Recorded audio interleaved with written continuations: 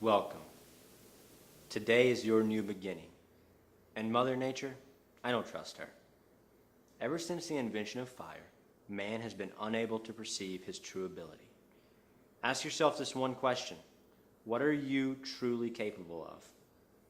I am here today to tell you that it reaches further than you could ever think or imagine. Sorrow, sickness, death. These are all things of the past. We are pioneers of a new era, a lifetime free of peril, full of promise. NanoCore promises a future free from boundaries, a future that lasts forever. The exponential growth of modern science has allowed us to offer you the promise of infinite tomorrows, not only for you, but your loved ones as well, living or deceased. With one single cell, you can be reborn. By 2029, through nanotechnology, scientists will be capable of reverse engineering, replicating the human brain, allowing it to be stronger and more powerful than ever before. With NanoCore, you will be immune to disease, cancer, viruses.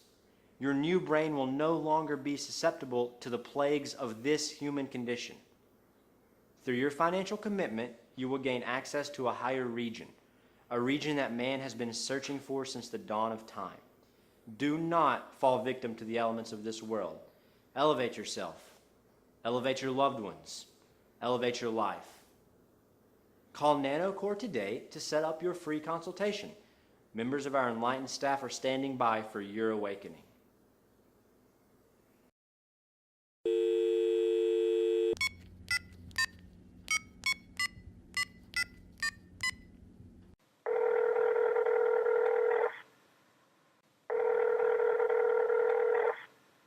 Greetings. Thank you for calling NanoCore. Please hold to schedule your awakening.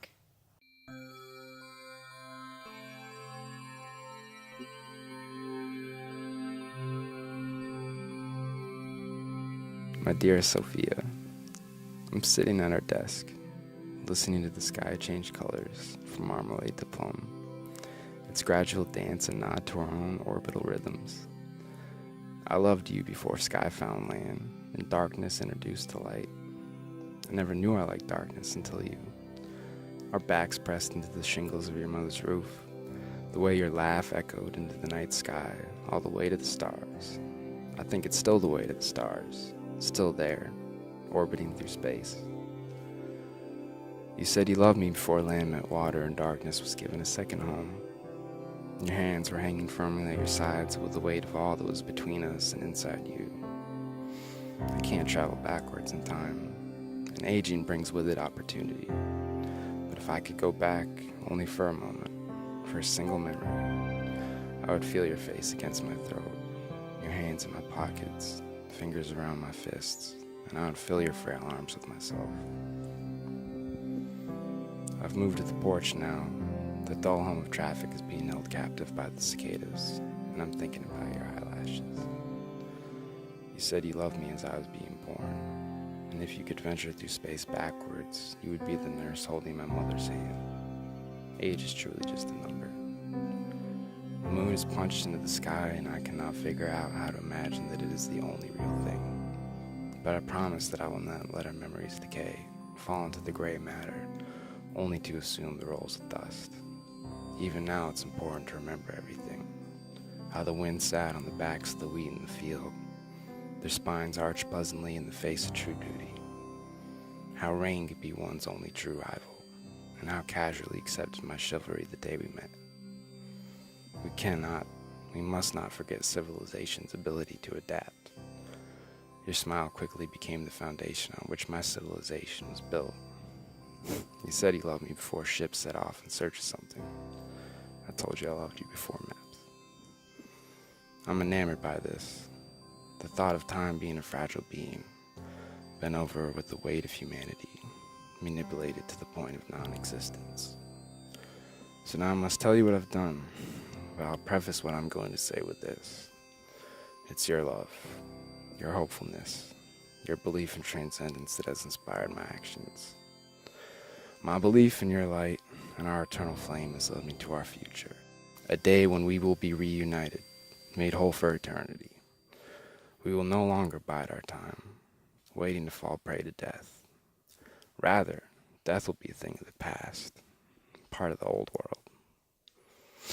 I don't feel that I need to go into too much detail because as you read this, I will be by your side. We will laugh and I'll tell you how this came to be.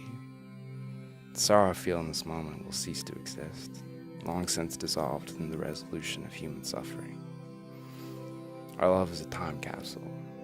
It's a fossil, spanning backwards before bones were capable of breaking, tears were salty. The rules we once knew, childish and self-imposed, are no more. We are no longer running barefoot through thorns, tasting bright, poisonous things, paralyzed by the notions of our demise. He once said he didn't have much time left to love me.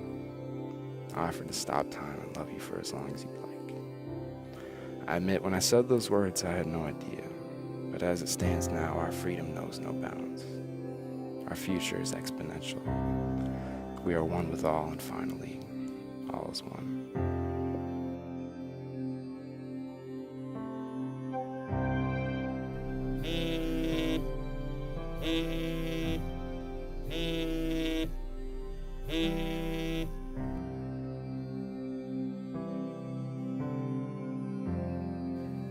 Hey, reached Dr. Joe Maroney. Sorry I missed your call. Thanks for calling, and I'll try to get back to you. Thanks. Hey, Dr. Maroney, it's Carol from the office. Everyone was so sorry to hear about your loss. We all love Sophia so much. Take as much time as you need. We'll still be pulling teeth when you get back. Hang in there.